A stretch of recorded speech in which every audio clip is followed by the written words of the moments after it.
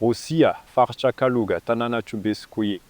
Fiangonan'ny Nativity misy tilikambo lakolosy avo. Tohatry ikarana amin'ny tilikambo lakolosy ity.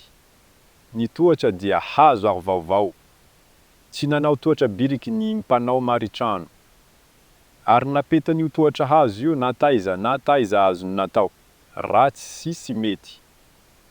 Raha ireo loko ireo dia natao ho an'ny famatoranandro gorodona. Avy eo dia ambany ny havon'ny tiera. Iray metatra sy sasany monja. Ny nisy eo an'ny andry dia tokony ho fisaka sy maitsy zoro. Hazo maoderina sy tohatra. Tena sy mety ny mandady eto. Ny fiakarana amin'ireo tohatra reo dia tena zava-niainana miaraka amin'ny etsika akrobatika. Tsy toy ny nisy efa nomanina mieloha ao an'ny hazo. Tsy ara-dalàna ihany koa io lafin'io. Aponga amin'ny domen'ny tempoly. Tohatra sy lakan-drano vita amin'ny hazo fisaka vaovao. Natao vao haingana. Etsy ambony ny sisa tavela amin'ny tohatra tranainy iray. Hita fa marivo sy miolokolika ny kany eo an'ny andry. Si azo atao mampiditra matevina azo antoka amin'ny nisy toy izany. Na zany aza ny lavaka ho an'ny railing dia natao tsara. Malambo sady lalina ny lavaka.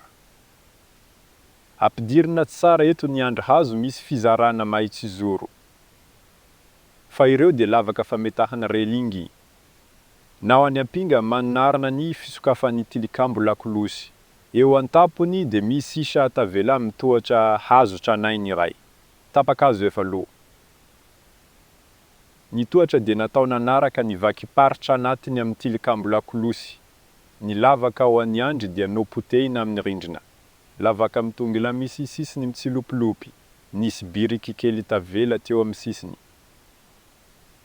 Tohatra hazo tranainy.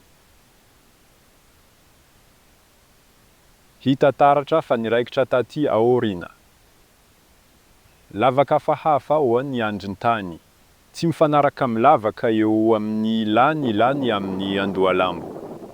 Nanamboatra tilikambo lakolosy avo vita tamin'ny biriky le mpanao maritrano.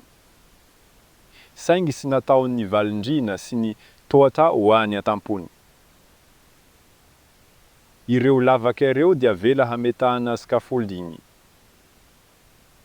Sy nisy tohatra misy tao amin'ilay tilikambo lakolosy.